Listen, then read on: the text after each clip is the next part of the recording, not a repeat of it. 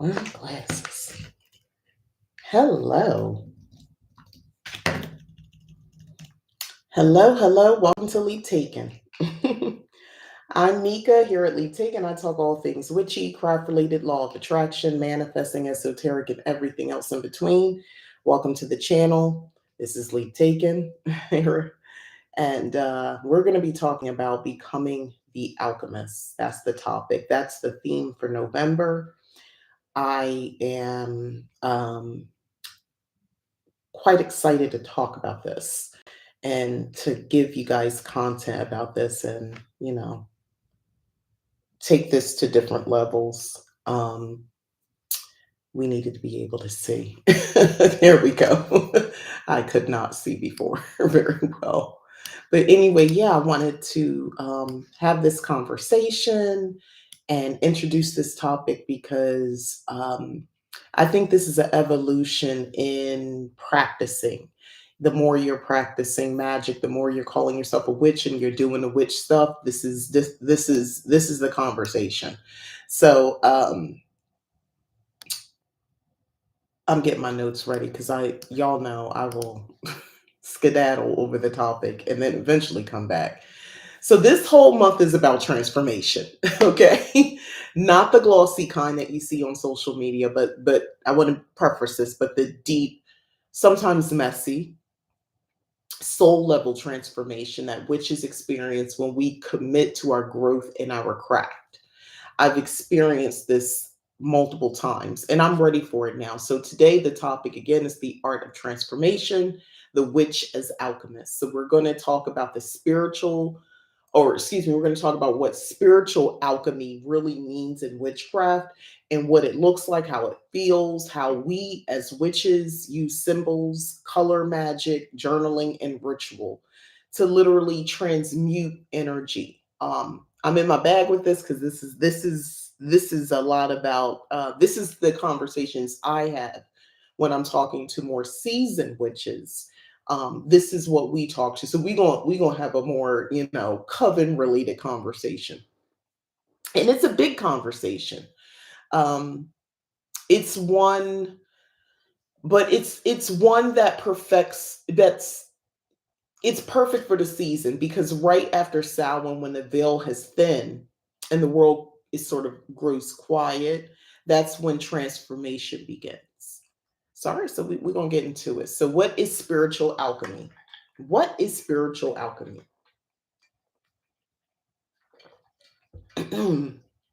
When most people hear the word alchemy, including me initially, they think of the old philosophers trying to turn lead into gold.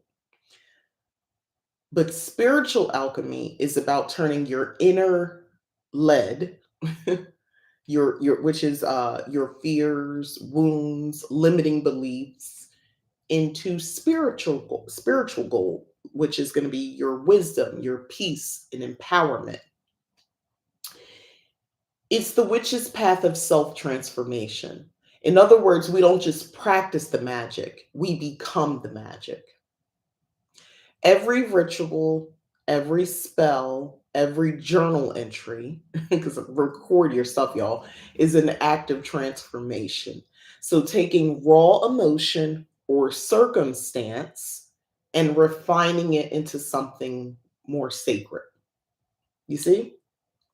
So think of it like this. So in witchcraft, alchemy is both an art and a lifestyle. So we're constantly melting down these old versions of ourselves in the crucible of experience and reshaping who we are through intention and will. Okay? That's that. Now you know where I'm coming from with this.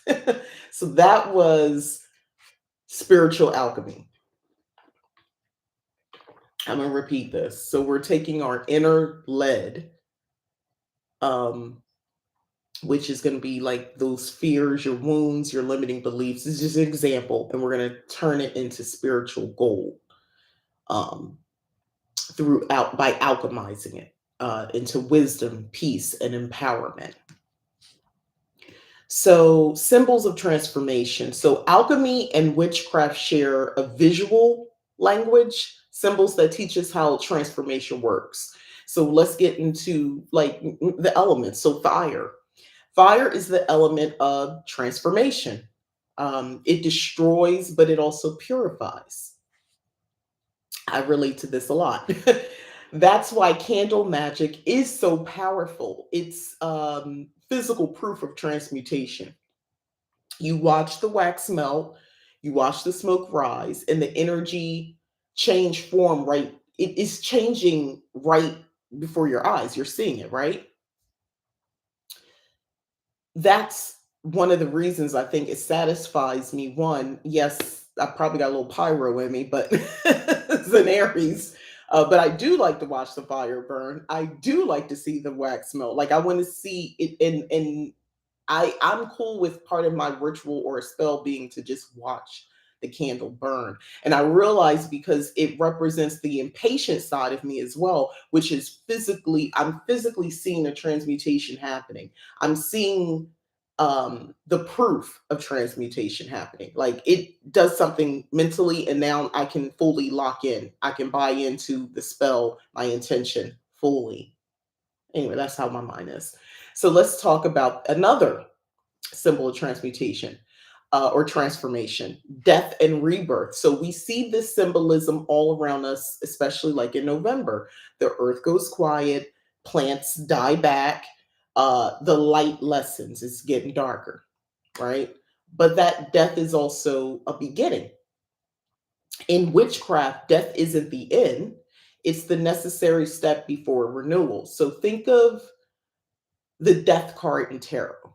It's not a card of loss, but of release. And as someone who recently drew that card on Samhain during what is happening right now? I'm sorry, I'm getting alerts on my screen. Maybe I'm not supposed to talk about it. Let me shut up. Anyway, it's the alchemical process of letting go, though. That's what it is. Um, the death card in tarot. So I'm going to move past that point, even though I had a note about it, because as soon as I start saying it, weird things start happening. So we just going to move forward. So let's talk about metals and gold as another example of transformation. So traditional alchemy focused on transforming lead into gold. And spiritually, that's kind of what we do too. So lead is heavy, right? Lead is heavy. Um, it's the fear, it's the anger, it's the stagnation. And then gold is radiant. So that's the confidence, the divine energy, the mastery.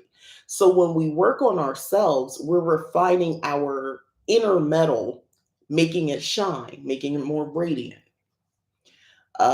Live your life like it's golden. Come on, cue Jill Scott. So, and then there's color magic. So, color itself carries alchemical vibration. Do we all agree? Okay. So, black absorbs. It's the color of release and shadow work. I have talked about, I like to take a black candle. I don't dress it. I'm simply imploring color magic and candle magic. I got the it's for to absorb any emotions that I feel. It's easy to just say negative emotions. Essentially, even if it's just too much of something I don't want. I am someone who struggled with anxiety for most of my life. I didn't realize that's what it was. I thought it was just Mika. That's how I got down. That's me. That was my personality. Come to find out that's anxiety. I talk to somebody and I get treatment for it. So I'm cool now. But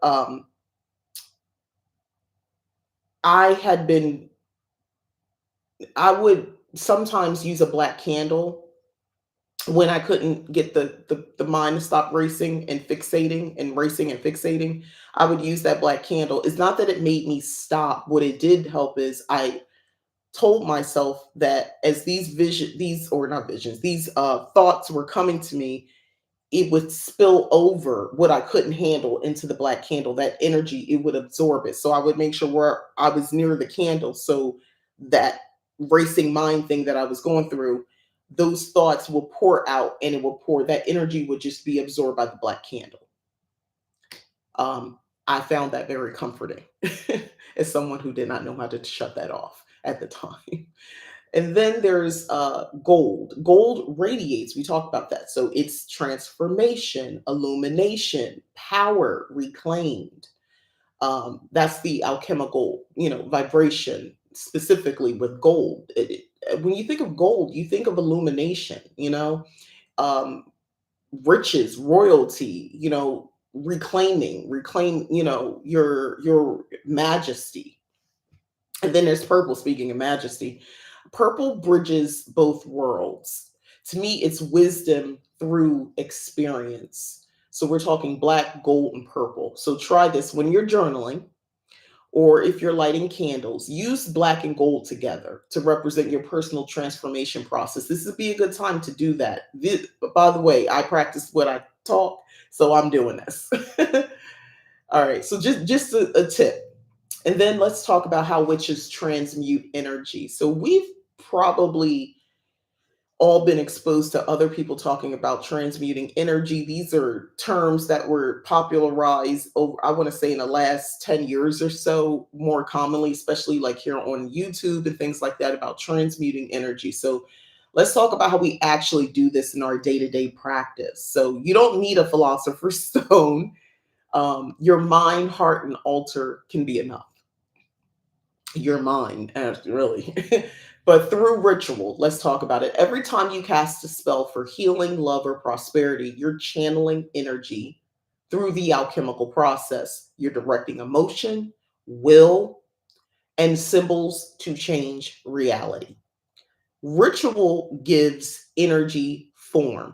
I'm going to repeat that. Ritual gives energy form. It's how you take intangible feelings and make them visible. So like candlelight, smoke, symbols, action.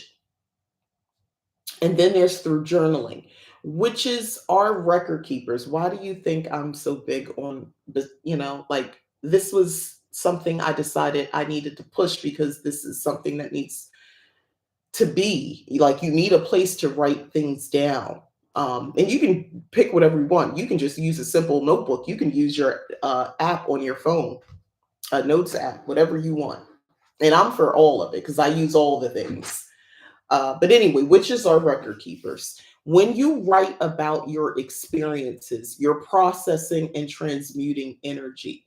So journaling turns chaos into clarity, words into wisdom. Um, it's emotional alchemy. So yeah, I'm talking about writing down your spells and all that, but write down how you felt about it. Write down, like, write in the margins, write on another, on the back of it. I was in this mindset. Please understand your emotions are heavily tied to your magic, and your emotions alone can fuel everything. Like, I don't, people have this idea that they need to be disconnected. No, this is a place where your rage is wanted and needed in that spell, in that ritual. When you're journaling, I have been writing with tears coming down my eyes. I have been furiously typing into my journal because I don't always want to write because I be getting hand cramps. I be furiously typing how I feel. This is something I realized was always in me. I was somebody who, at like 9 years old, 8 and 9, I would write a note for my mom. I would go downstairs late when I know she was in her room, and I would put it in a refrigerator. So when she opened it up, she would see the note on like the juice or whatever she would get first thing in the morning. And I would tell her how she made me feel, why, like I would be telling her what I felt like she didn't want to hear when I was trying to explain myself, because she was like, all right, I don't want to hear all that. Go, like get on my face, because she was a mom. And I was like, she gonna get these words. She gonna get my feelings. And I would tell her how I thought she was wrong. And I would write that out and send and put that in the fridge. Um, I've been like this for a very long time. Fast forward, I'm married, second marriage. I'm in that marriage. And I realized I did the same thing. I wrote out paragraphs of how I felt. This time I read it out loud to the person because you gonna hear my words, dang it. Like you over talking me, we arguing me back and forth. This is when we're together. And I'm like, da da da. You gonna hear what I gotta say. Give me the respect to let me say what I gotta say. And I read my words. And in that moment, I realized, and this is something I'm tying this to something. This is what I should have learned as a little girl, but I didn't get. I was too young to get it. Don't waste your words on these people. Some people, you don't. They don't need. They don't. They're never going to receive it. Um, Save those words for yourself. Journal those words. I like to have more than one journal. Have a journal to what I would say if I thought I could say it, or what I would like to, what I wish I would have said, like that type of journal. Like just put all the stuff you wish you could have said in it, and put that there. And you can add a little magic to it and turn that into something else. But I digress. But it takes those chaotic feelings and all that journaling does, and it can they become wisdom, because here's the thing: this is how you felt in that moment. This is a snapshot in time. You read that stuff a year from now, because I did do this. You read that a year from now, let alone years from the fact, and you read that and you just look and you just like, yeah, I'm glad I ain't tell him that. I'm glad I didn't say that to her. I'm glad I didn't share this, because you can see where it was just hurt. It was a lot of pain and hurt in your, what you would have said or how you felt. It was basically everything you were doing was from a place of pain and hurt. And that's not wisdom. And you're allowed to feel that way, obviously. But in the chaos of it, writing it down, the clarity is there. And now you have the wisdom. It doesn't necessarily happen right away. As soon as you write it down, you feel like, oh, I'm glad, I'm more wiser. No, it's a process. Um, it's emotional alchemy. Journaling. I can't talk about journaling enough. So let's talk about through shadow work. So remember, I'm going over how witches transmute energy. Journaling is a big one. And journaling, I'm going to do a caveat. For some people, journaling might be through their art or through some creative endeavor. Maybe it's not words to paper. Maybe it's drawing, it's painting, it's writing, it's sculpting, it's creating. For some of us, that's our language for creatives. I'm going to take another step. For some of us, is creating content and sharing it, if it is on Substack and it is something that you're writing. But for some of us, it's videos, it's having a conversation, it's talking it out. It can feel like your journal. You see, when y'all know what I'm talking about. And other people clown content creators for doing it. It's like, don't keep a diary. Why are you telling us this? Because they're not going to keep a diary. They have to do it this way. This is what works for them at this stage of their life. Like, I don't judge people about that, even though sometimes people get on this internet and say the wildest stuff that I do think you should have wrote down in a diary, because this may come back. Because remember, I told you, you look at a year from now, a few years from now, you're like, wow, I'm glad nobody knew this. Now we all know. That's the only caveat, but I don't judge folks. We're going to talk about through shadow work. So shadow work is like the ultimate crucible. So it's where we face our fears, our habits, in our past, not to punish ourselves. I did. That was a hard pill for me, because my initial reaction when I first did, like, I truly did some shadow work. It I had to remind myself not to be like punish myself. But anyway, but instead to reclaim the power we left behind in those shadows. So we going back and reclaiming that. A true witch doesn't run from darkness. A true witch does not run from darkness. She studies it, learns from it, and then she uses it as fuel. You were talking to somebody actively. You're watching my transformation. You're literally watching me transmute, even with this topic. A real witch doing it. I am being the alchemist. You're watching it. This is how it looks, at least for me. So let's talk about becoming the alchemist. So what does it mean to be a witch as alchemist? It means you're not afraid of transformation. You expect it. I fully anticipate it. You honor every version of yourself that burned because each one gave you a lesson. So that woman who was spending so much energy and so much of herself in different scenarios amongst different people and doing different things. I don't judge her. I don't dislike her in her motivations. I am her and I know what our motivations were. Ultimately, when you really think about it, it's always for love. For me, it's always been about love. It's always been about peace. I've always just wanted the good. I just wanted pleasure and to be happy. That's all I wanted. However that came, that's what I wanted. And that's what I still want. Peace, love, happiness, pleasure. That's where I'm at this stage of my life. And this is where I've technically always been. Being an alchemist means you can take anything, that pain, that failure, frustration, and use it as material for your next spell, your next creation, or your next version of self. So the woman that you see sitting now, and if you're watching this, and I appreciate you, this is a woman who has had several opportunities to be the witch's alchemist.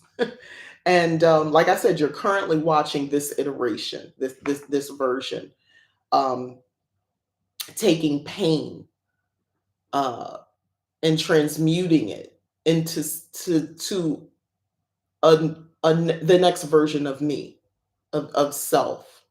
Okay, so you are the cauldron. This is something I would say to myself. I would look at myself in the mirror and I would say, I am the cauldron, the fire, and the gold. I am my own philosopher's stone.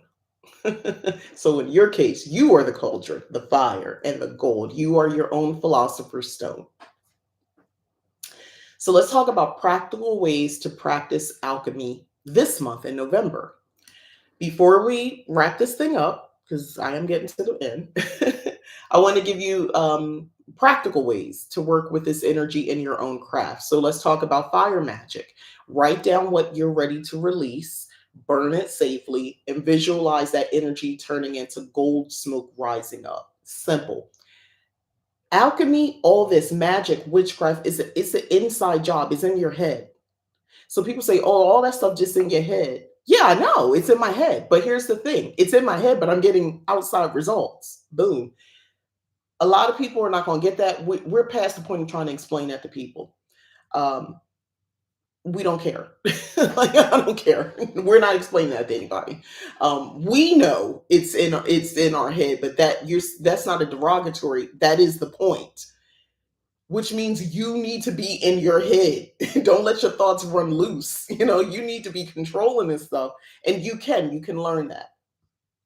Visualization, all that sort of stuff. And then let's talk about candle work. So again, use those black and gold candles this month. The black burns away the old, the gold calls in your renewed energy. And then journaling. Here's your journaling prompt for this month. What part of me is ready to melt down so I can rise anew? Kind of thinking about the candle thing. What part of me is ready to melt down so I can rise anew? Write this at the top of your page in your whatever you're writing in, and let your pen be the flame. That's how I want you to see it, and how you want to address that. So for some of us, maybe you're not writing it down. Maybe you're making a video just for yourself, and you're going to ask yourself this question. And I would implore for some people who, even if you were the type of person to journal, but maybe like I go through those stages where I'm just not in a writing mode, make a video. I'm comfortable doing that, but you never will post this if you're doing this. By the way, this is just for you. And I would set a reminder to come back and look at that at the end of the month. So, what part of me is ready to melt down so I can rise anew? What do you want to melt away?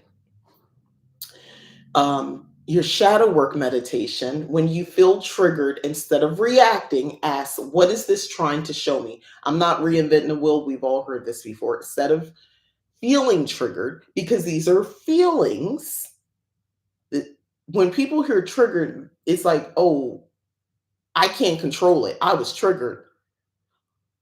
Well, you can be triggered, but you can, instead of reacting, what is this trying to show me? I would implore you to ask this out loud. You're going to freak some people out, but nine and a half out of 10, if you felt triggered, it was probably you need to show that side of yourself, because instead of you reacting and making a bahana out of yourself, why don't you just ask yourself, what is this trying to show me? And spook the people around you. I'm in favor of that. Spook the people. Talk out loud. What is this trying to show me? And if somebody says something smart back when you say that, ignore. That's not what the answer was.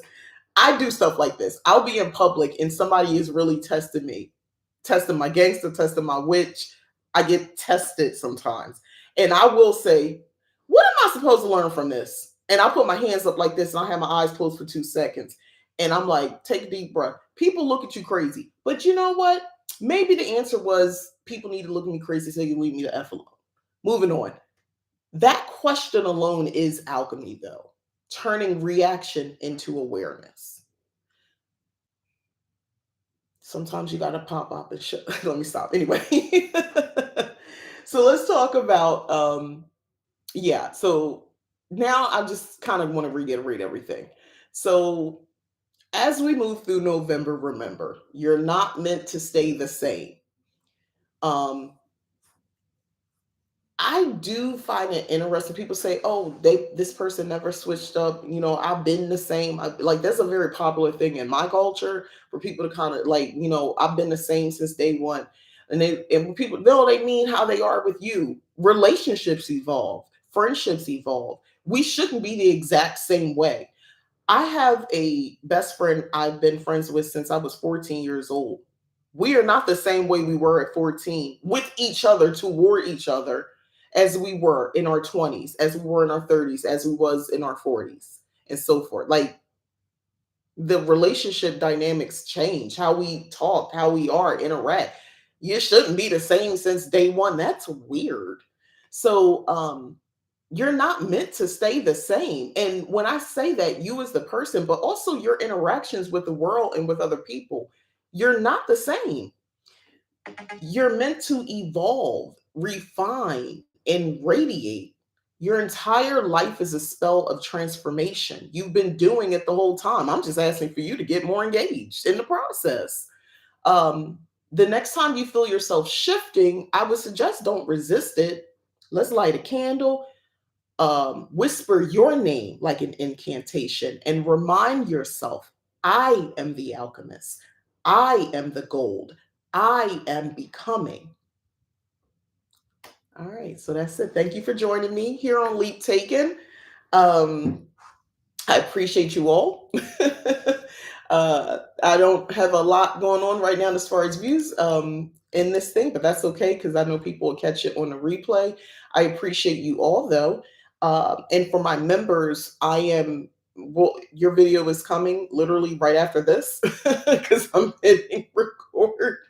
Um, and we're gonna talk about the new things going into this new season, which is New Year. So I treat this like the new year for my witchcraft, for my spirituality.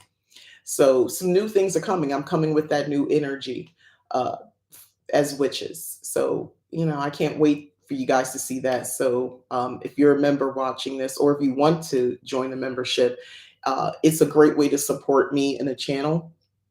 It's a minimal. I think I gotta say it's like $5.99 a month. It's not outrageous, and it supports you get member exclusive. So I'm changing, making some, not changes, but well, yeah, changes, but I'm making some improvements, I should say, to what that exclusivity really represents. So anyway, that's all. So thanks again. Like, subscribe, share if you haven't already. I appreciate everybody. Bye.